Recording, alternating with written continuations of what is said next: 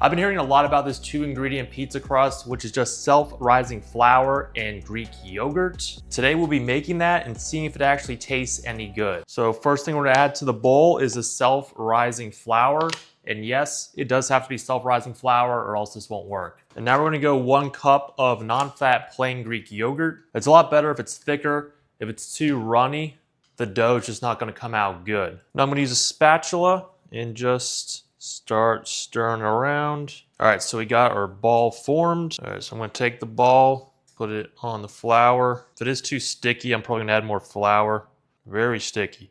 All right, I am going to now roll it out using a rolling pin. Some flour on here. So what I'm gonna do is put this in the oven for about 5 minutes, try and get this nice and crispy, and then I'm gonna put the toppings on.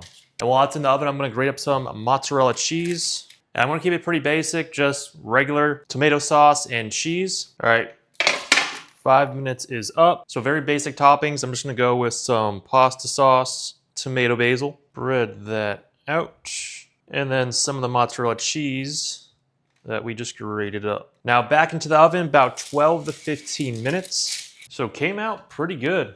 If I do it again, I would definitely make the crust a lot thinner.